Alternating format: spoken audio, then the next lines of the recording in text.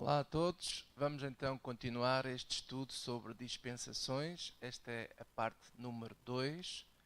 E lembrando um pouco o que eu falei da primeira lição, dispensações vem do dispensacionalismo, uma palavra assim cara, não é?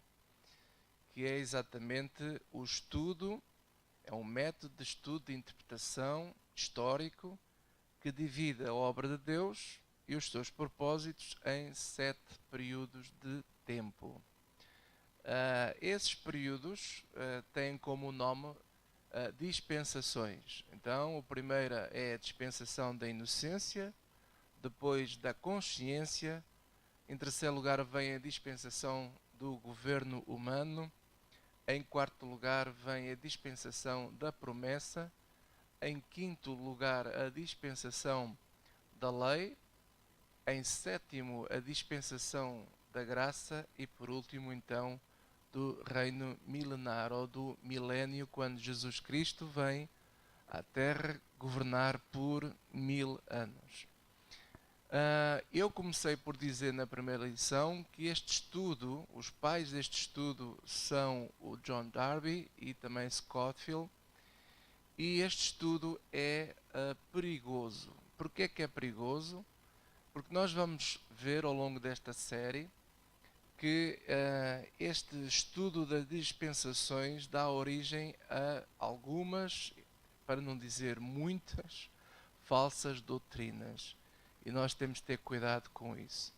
Na primeira lição, comecei logo por falar a questão da graça.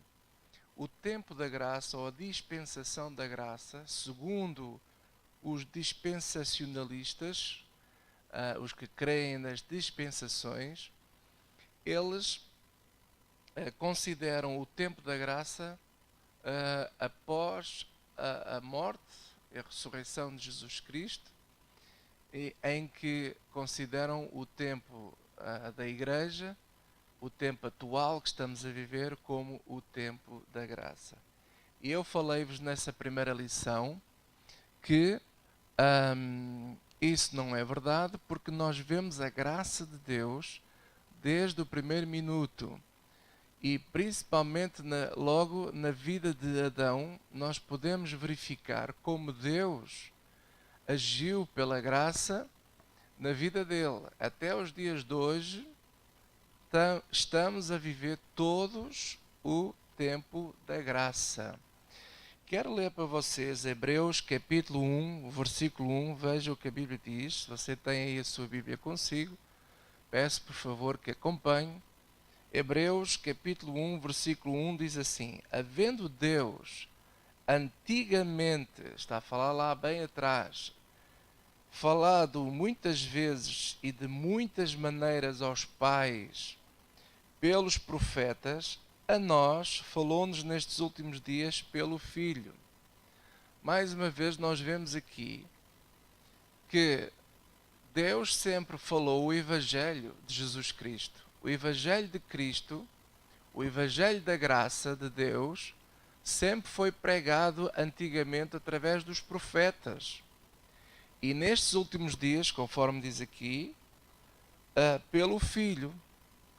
Então, o tempo da graça sempre foi, sempre existiu. Não é só com a morte e a ressurreição de Jesus que começou o tempo da graça. Sempre foi assim. Por exemplo, foi na vida de Adão, na vida de Abel, na vida de Noé, na vida de Abraão e por aí fora. Como eu mencionei na primeira lição, não é? Todas as pessoas antigas que creram em Deus, creram no Evangelho de Cristo, porque o Evangelho sempre foi pregado, sempre. Glória a Deus por isso. Bem, vamos avançar então mais neste estudo. Vamos começar então falando acerca do tempo da inocência e da consciência. São os dois primeiros tempos, segundo as dispensações, segundo este estudo. Ora, eu quero dizer assim, que este tempo da inocência e da consciência sempre existiu e continua a existir. E porquê? Deixe-me dar aqui este exemplo. Eu pergunto assim, as crianças são ou não são inocentes? Há um período na vida do ser humano que podíamos também considerar como o período da inocência, que é o período das crianças. Por isso é que quando a Bíblia fala, não é? O próprio Jesus disse assim, deixa vir a mim as crianças, porque delas são o reino de Deus. Então este período da inocência das crianças, ele sempre existiu e nos dias de hoje também existe. É por isso que se uma criança, aliás, morrer hoje, mesmo que não tenha ouvido falar do Evangelho, essa criança está salva. Glória a Deus por isso. Há pessoas que acham uma grande injustiça o sofrimento das crianças, e claro que infelizmente estamos num mundo mau, terrível. Todas essas crianças que morreram, que morrem em guerras, em cenários absolutamente incríveis. É muito triste, e eu concordo, é triste. Mas Deus não tem culpa disso. Agora, uma coisa é certa, qualquer criança que morra, independentemente do modo como morreu, essa criança, graças ao bom Deus, aí nós vemos a justiça de Deus, vemos como Deus é muito bom. Qualquer criança está salva. Qualquer ser humano que morra numa idade de inocência está salvo. Você pergunta assim, mas a Bíblia fala de alguma idade específica? Não, não fala. Mas isso é um assunto entre Deus. Deus conhece o coração de todos e sabe até onde é que cada um de nós é inocente ou não. Essa é uma decisão que cabe a Deus fazer. Mas a verdade é esta: qualquer criança que morre na idade chamada, digamos assim, de inocência, conforme Jesus disse, deixa vir as crianças até mim, porque delas é o reino dos céus. Glória a Deus por isso. Agora vamos falar de Adão. Adão, quando pecou, não é? Nesses primeiros tempos, quando falam do tempo da inocência, ouça, Adão não foi nada inocente. Ele fez errado. E foi tão errado o que ele fez, que ele sofre as consequências dos seus atos, tanto dele como da sua esposa, da Eva. E a Bíblia fala nisso. Quero ver Gênesis capítulo 3. Vamos ver quais foram as consequências do ato de Adão e da Eva. Gênesis 3, versículo 17. Deus falou a Adão e diz assim: porquanto deste ouvidos à voz da tua mulher, e comeste da árvore que te ordenei, dizendo, não comerás dela, maldita é a terra por causa de ti. Com dor comerás dela todos os dias da tua vida. Espinhos e cardos também te produzirá, e comerás a erva do campo. Do suor do teu rosto comerás o teu pão, até que te tornes à terra, porque dela foste tomado. Porquanto és pó, e em pó te tornarás. Veja que aqui está o que Deus determinou como consequência pelo ato que Adão e Eva cometeram, desobedecendo a Deus. Se eles vivessem nesse tal tempo da consciência, não é? Ou da inocência, então não haveria estas consequências graves que Deus determinou, que até aos dias de hoje todos nós estamos a sofrer. Toda a humanidade está a sofrer. Vamos ver também Romanos capítulo 5. No Novo Testamento, Romanos 5. Diz assim a palavra de Deus. Estava Paulo a falar e ele explica um pouco. E diz assim no versículo 12. Pelo que, como por um homem entrou o pecado no mundo, está-se a referir a Adão, por causa de Adão, o pecado entrou no mundo. E pelo pecado veio o quê? A morte. assim também a morte passou a todos os homens, por isso que todos pecaram. Veja só a consequência de Adão, do ato que ele cometeu. Não foi nada inocente, não. Ele estava consciente, infelizmente, do que fez. Versículo 13. Porque até à lei estava o pecado no mundo, mas o pecado não é imputado não havendo lei. No entanto, a morte reinou desde Adão até Moisés, até sobre aqueles que não pecaram, à semelhança da transgressão de Adão, o qual é a figura daquele que havia de vir. É engraçado que o Adão não foi inocente, sofreu condenação e foi condenado ele e não só. Todos nós também sofremos por causa deste ato do Adão e da Eva. E é o que a Bíblia diz aqui, apesar de que até à lei de Moisés não havia uma condenação específica. Havia só aquilo que Deus tinha falado, maldita é a terra por causa de ti. Mas assim que a lei foi escrita, não é? Ficamos a saber o que é que nos foi imputado. O que é que foi imputado ao Adão e a nós todos, porque nós fomos gerados, conforme aqui a Bíblia diz que a morte reinou e passou para todo o homem. E isto não tem nada de inocente. Portanto, quando alguém diz assim, tem o tempo da inocência. Bem, o tempo da inocência, como eu disse, e da consciência é sempre. As crianças, sim, essas são inocentes. Agora os adultos não. Os adultos, infelizmente, pelo conhecimento da palavra de Deus e da lei, nós sabemos que todos pecamos. Não há nenhum justo sequer. Agora vamos passar para a questão do governo humano. Quando falam da dispensação do governo humano. Bem, desde Adão o homem ficou entregue a si mesmo. Então, a partir daquele momento, foi sempre necessário estabelecer quem é que lidera. E como Deus falou lá em Gênesis, né, até decretou à mulher dizendo as consequências da mulher é que ela ficaria debaixo da liderança do homem e que ela o desejo dela seria para o homem. Então, a partir daquele momento, o homem passou a comandar, digamos assim, a liderar a própria família. E, como vocês sabem, à medida que a história avança, foi necessário sempre o homem se organizar. Então, esta questão do governo humano sempre existiu e vai continuar a existir até os finais dos tempos. Há de haver sempre alguém que governe. Não há como fugir a isso. Com a questão da promessa, se nós formos a Gênesis, não é?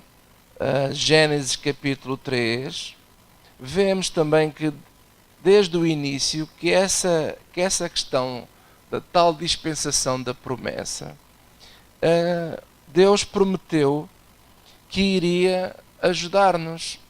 E começou logo em Adão, quando ele aqui em Gênesis 3, versículo 15, diz assim, falando até para a serpente, diz assim, e porém inimizade entre ti e a mulher, e entre a tua semente e a sua semente. Esta te ferirá a cabeça e tu lhe ferirás o calcanhar. Já nesta altura, Deus prometeu que nos iria enviar. E foi da semente da mulher que nasceu o nosso Salvador. Glória a Deus. Como é que o nosso Salvador veio?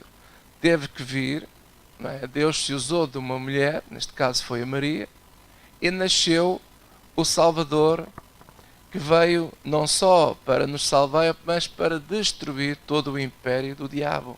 Glória a Deus por isso.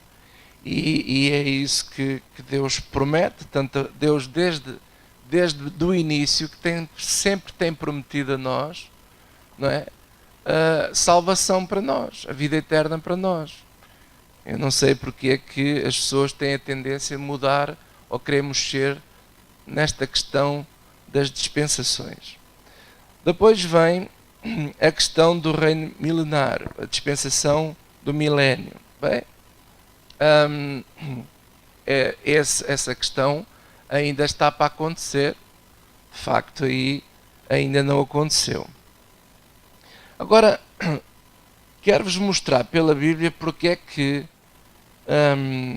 existe, ou porque é que este grupo de pessoas que acreditam nas dispensações enverdaram pela questão das dispensações, de querer dividir os atos de Deus em tempos. Vamos abrir as Bíblias em Efésios, capítulo 1. Efésios 1 e versículo 10 diz assim.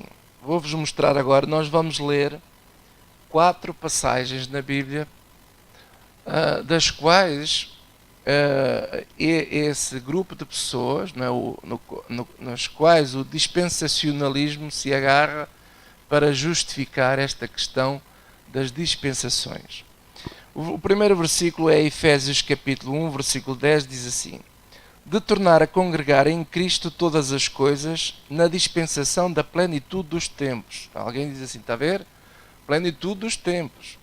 Tanto as que estão nos céus como as que estão na terra. Vamos voltar a ler outra vez. Presta atenção. Versículo 10. De tornar a congregar em Cristo todas as coisas na dispensação da plenitude dos tempos, tanto as que estão nos céus como as que estão na terra. Ok. Ouviu, não foi? Então agora vamos a Colossenses 1. Colossenses 1 é fica um pouquinho, deixa lá ver, Colossenses 1 fica um bocadinho mais à frente. E vamos então ler o capítulo 1, versículo 25, diz assim: da qual eu estou feito ministro segundo a dispensação de Deus. Portanto, está Paulo a falar. Da qual eu estou feito ministro segundo a dispensação de Deus, que me foi concedida para convosco, para cumprir a palavra de Deus. Ok, agora vamos a 1 de Coríntios 9. Estou-vos a mostrar os versículos de onde aparece a palavra dispensação. 1 de Coríntios 9, versículo 16. E diz assim, 16 e 17. Porque se anuncio o Evangelho, não tenho de que me gloriar, pois me é imposta essa obrigação. E ai de mim se não anunciar o Evangelho. E agora o versículo 17 diz assim: e por isso, se o faço de boa mente, terei prémio. Diz aqui, não é? Mas se de má vontade, isto é, se ele pregar o Evangelho de má vontade, apenas uma dispensação me foi confiada. Apenas uma dispensação me foi confiada. E por último, voltando a Efésios, capítulo 3, Efésios 3, e diz no capítulo 3, versículo 1, diz assim: por esta causa eu, Paulo, sou prisioneiro de Jesus Cristo por vós, os gentios. Se é que tendes ouvido falar da dispensação da graça de Deus. Está a ver, pastor? Dispensação da graça de Deus. Que para convosco me foi dada. Quer dizer, foi-lhe dada o quê? Ao Paulo. Foi dada uma dispensação. A chamada dispensação da graça de Deus. Que para convosco me foi dada. Como me foi este ministério manifestado pela revelação, como acima em pouco vos escrevi. Bem, vamos lá ver se nós entendemos o que é que isto quer dizer. Enquanto o dispensacionalismo, não é, que estuda os atos de Deus e tenta dividir os atos de Deus em 7 períodos de tempo, e todas as pessoas ficam a pensar que dispensação tem a ver com tempo, com períodos de tempo. Na verdade, a dispensação, se você for ler a palavra ao dicionário, o significado da dispensação, eu vou-lhe já dizer o que é que significa. Dispensação significa dispensar, dar coisas. Dispensar é dar coisas. Então, por exemplo, imagine aqueles sabonetes dispensores que tem lá líquido, sabão. Quando você carrega nesse dispensor, o que é que esse dispensor lhe dá? O sabão que está lá dentro. Outro exemplo. Imagine as pastas de dentes. Quando você espreme uma pasta de dentes, aquela pasta é um dispensor que lhe dá aquilo que está lá dentro. Então, a dispensação é dispensar, é um dispersor que dispensa o quê? Dispensa algo que lhe foi dado. Então, Paulo fala que lhe foi dada a ele uma dispensação. Deus lhe deu a dispensação da graça de Deus para os gentios. Ele recebeu de Deus o quê? O evangelho que lhe foi imposto, e ele agora dá esse evangelho, dá aquilo que ele recebeu como uma dispensação, um dispersor. Ele está a dar, ele está a espalhar aquilo que recebeu. É o que significa esta palavra dispensar. É algo dado a nós para dar aos outros. Eu volto a repetir. É algo que nos é dado que é para nós confiarmos aos outros. Darmos aos outros. E é isso que significa dispensação e não períodos de tempo. Agora, dito isto, vamos outra vez aos mesmos versículos que lemos. Vamos outra vez a Efésios 1, versículo 10. Não é? E que se nós formos um bocadinho antes aos versículos atrás, porque temos que apanhar o contexto. Diz aqui o versículo 3. Bendito o Deus e Pai do nosso Senhor Jesus Cristo, o qual nos abençoou com todas as bênçãos espirituais nos lugares celestiais em Cristo, como também nos elegeu nele antes da fundação do mundo, para que fôssemos santos e irrepreensíveis diante dele em amor. E nos predestinou para filhos de adoção por Jesus Cristo, para si mesmo, segundo o beneplácito da sua vontade, para louvor e glória da sua graça, pela qual nos fez agradáveis a si no amado, em quem temos a redenção pelo seu sangue, a remissão das ofensas segundo as riquezas da sua graça, que ele fez abundar para conosco em toda a sabedoria e prudência, descobrindo-nos o mistério da sua vontade, segundo o seu beneplácito, que propusera em mim mesmo.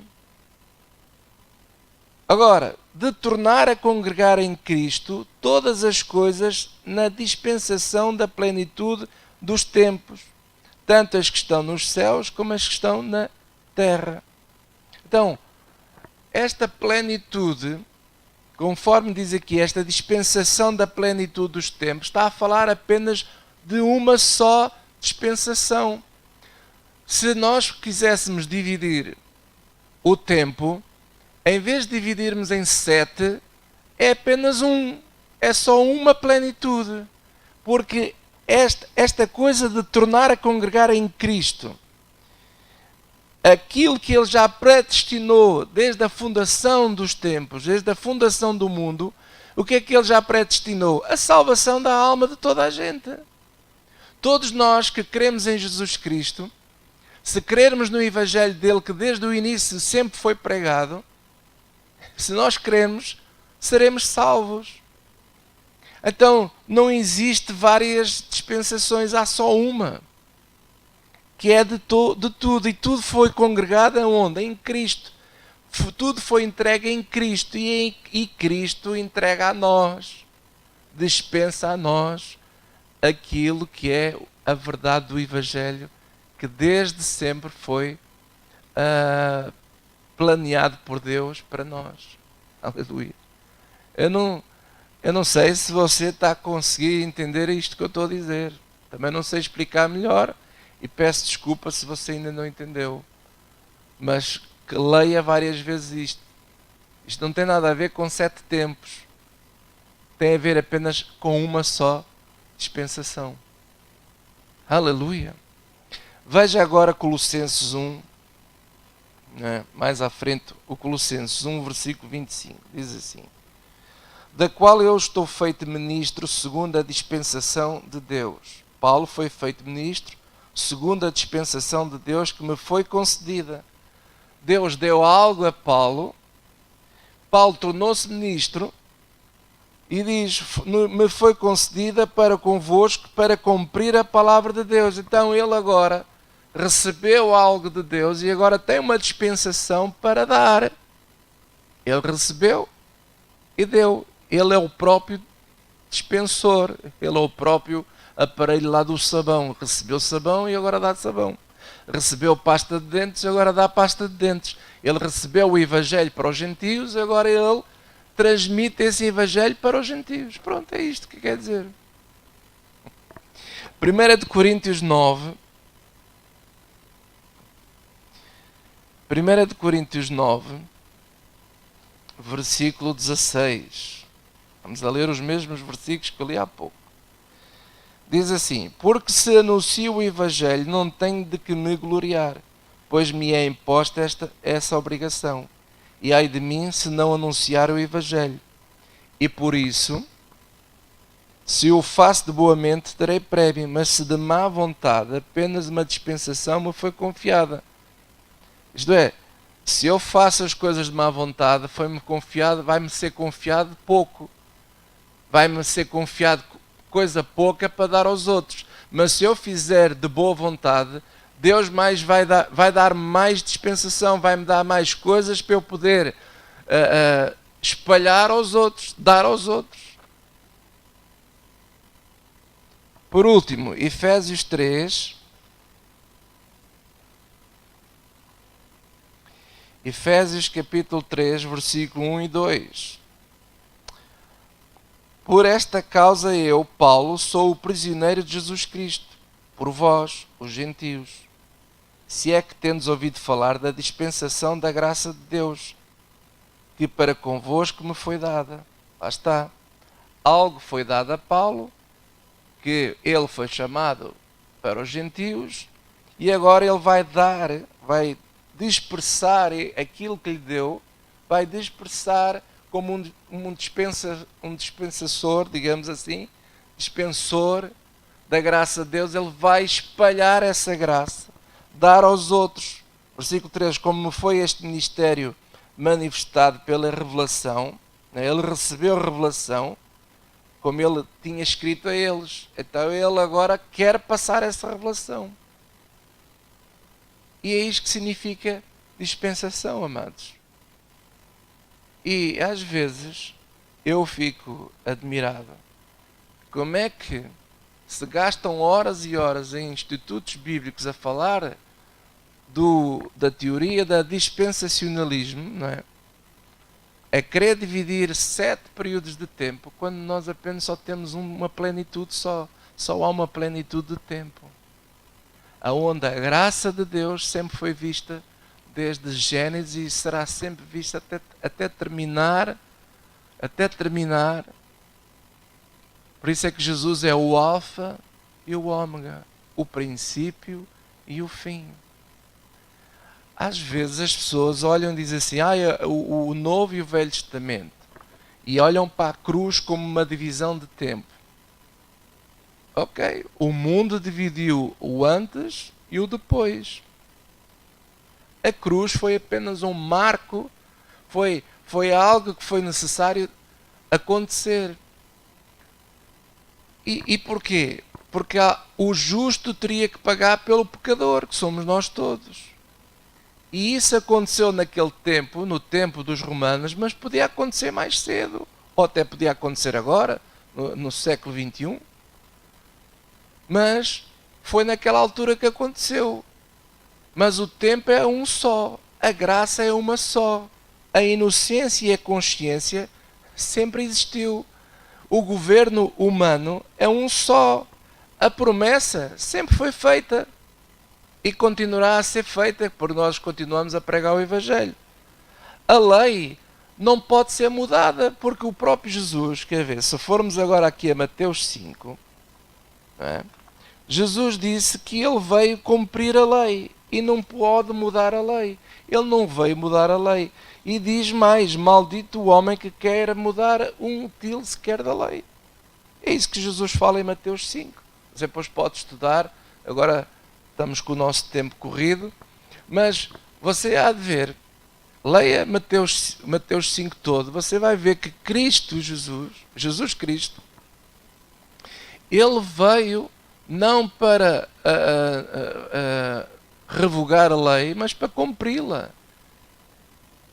E ela permanece, nós não podemos mudar os mandamentos de Deus, porque a Bíblia diz que a lei, apesar de nos condenar, porque nos condenava, ela é boa. A lei é boa.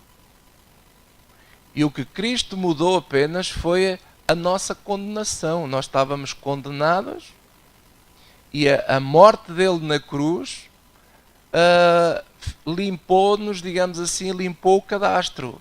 A nossa cédula que nos condenava, ele foi lá e limpou com o seu sangue. Glória a Deus.